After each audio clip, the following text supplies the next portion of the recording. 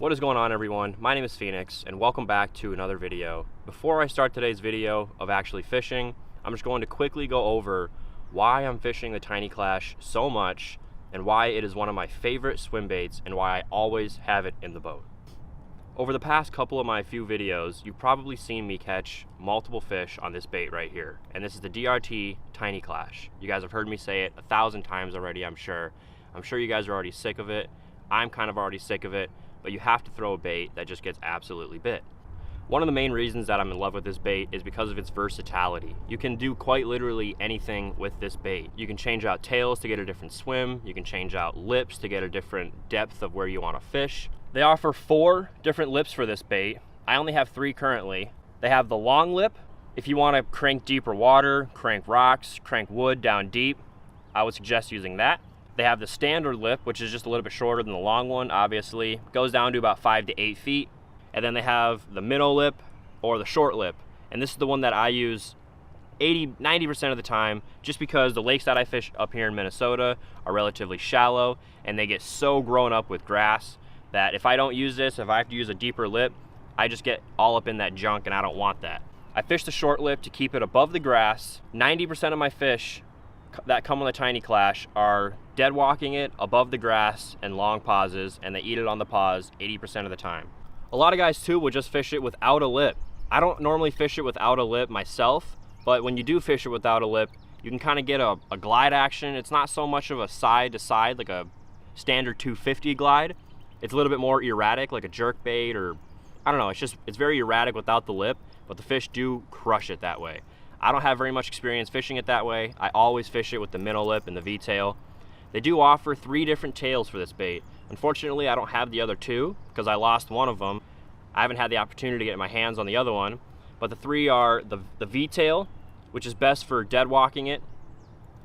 They have the regular tail, which you can actually fish in 2 different modes, mode A and mode B.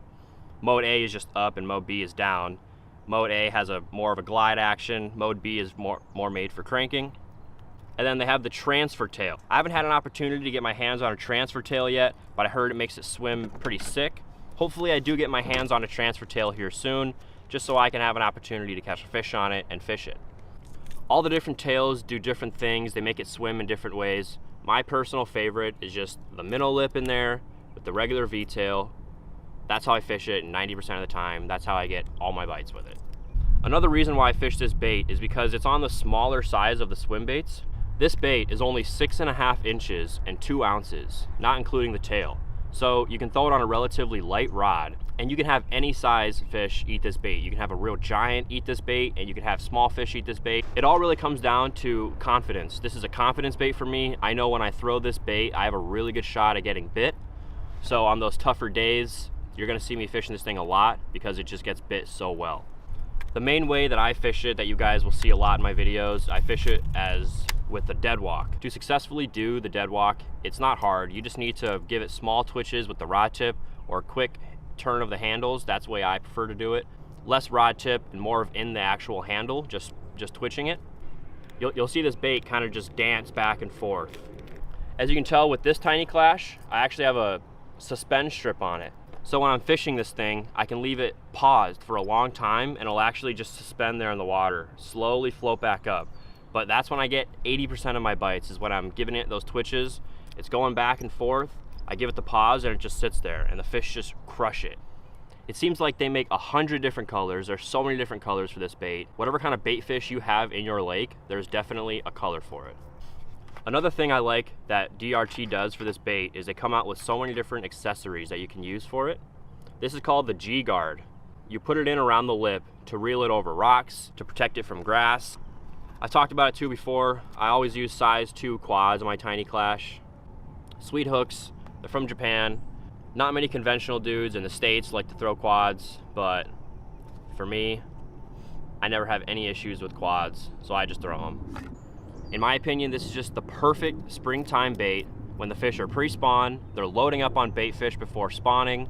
Everyone knows that jerk baits do well in the spring. I kind of compare this thing to a jerk bait. It's not exactly the same thing, but essentially it's erratic, it flashes, and it pauses. And that's basically what a jerk bait does. Just recently I got into actually just cranking this bait. I was fishing a lake that was a little bit deeper, so I had the opportunity to crank it, and the fish ate it just as well cranking it too. And that's also a really fun bite. But I always fish the Tiny Klash on 15 pound.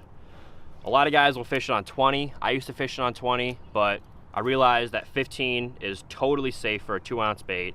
I haven't had any problems with it yet. And I found that the lighter line will actually give it a better action. Another thing to consider when fishing this bait is fishing it with a snap.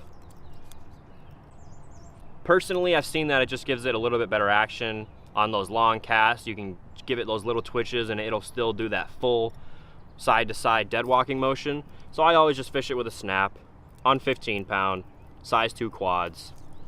Super basic, super easy. All right, so I think I've gone over everything with this bait, different ways to fish it, different accessories to use to get different presentations out of it.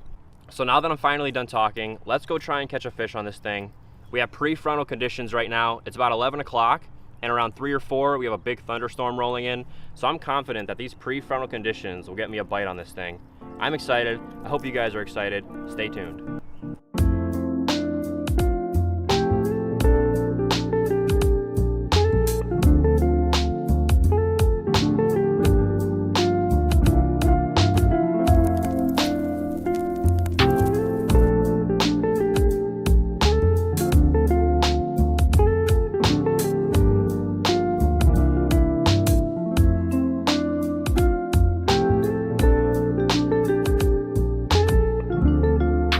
So this is how I fish the dead walk. I cast it out there, and you can see it's just quick turn of the handle. And that bait down there is just back and forth. And the fish just can't stand it.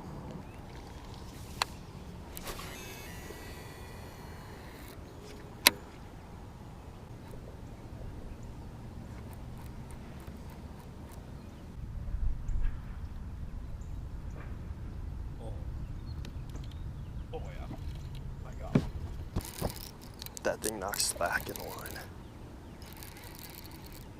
I didn't know what the hell was going on at first. Is this a nice fish?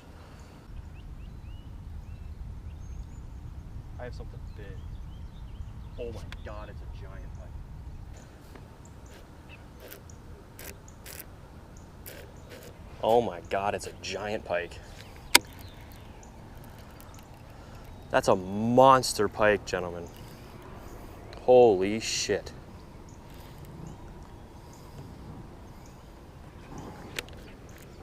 Like a monster.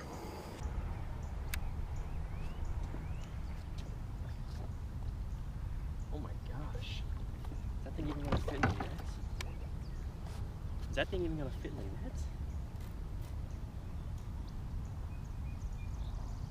That thing knocked slack in my line. I didn't know what was going on. This is a stud pike. It might not even fit in the net. This thing's huge. As you can see, I got my spool open. I'm just kind of thumbing it because I have 15-pound test on, and this thing could snap that thing easily.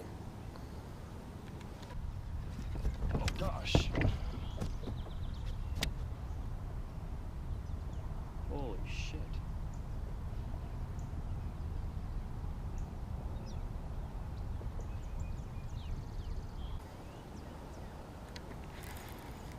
Oh my gosh. Dude, what a stud.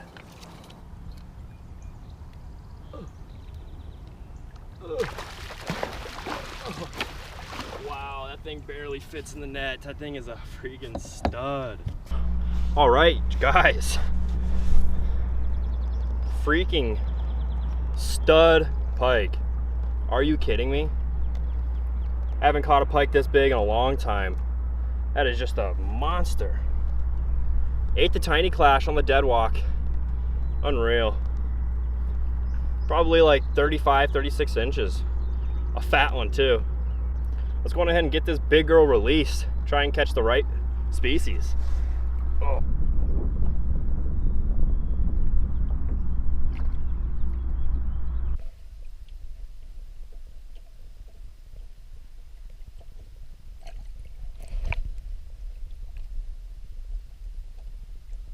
Man, How awesome is that?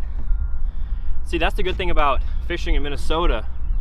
You get crazy bycatches. You can catch pike, muskie, smallmouth. I normally don't run into that many pike here, but holy mackerel, that was a nice one. All right, I have to retie. That thing knocked my minnow lip out. Fuck.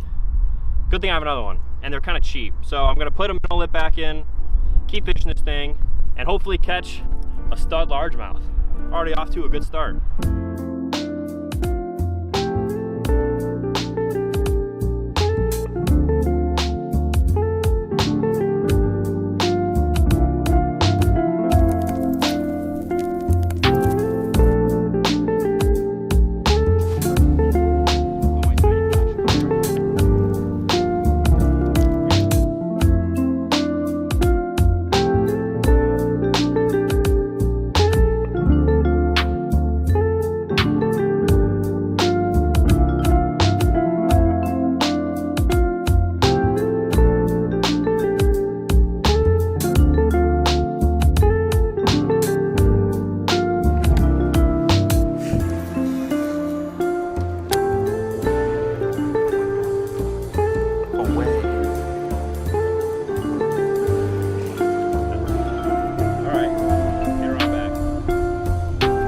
Little dude that ate the tiny.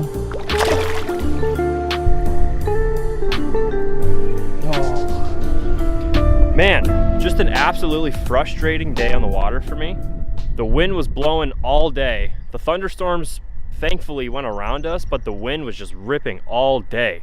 I caught that pike pretty fast in, and then from then on out, I just fished for hours without even seeing a fish or getting any bites. I caught those 2 small ones, but it's like whatever. I'm not gonna leave you guys totally blue-balled though before I head out. I'm gonna throw in a quick cast to catch from last year. Personally, it's one of my favorite cast to catches I have. There was like this little drainage ditch, and water was pumping out from the street into the lake. And I had my Tiny Klash, of course, and I made a cast right up against it. A fish was there, and as you guys are gonna see, it bit multiple times before I actually hooked it, and it was a really nice fish. So I'm gonna pack everything up, head home. I appreciate you guys watching, and I will see you on the next video, and enjoy this cast to catch of this stud in the drainage sewer. Oh my God, one just smacked.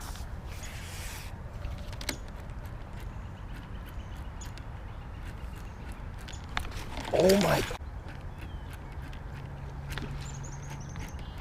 Dude, how are they missing it? Oh my.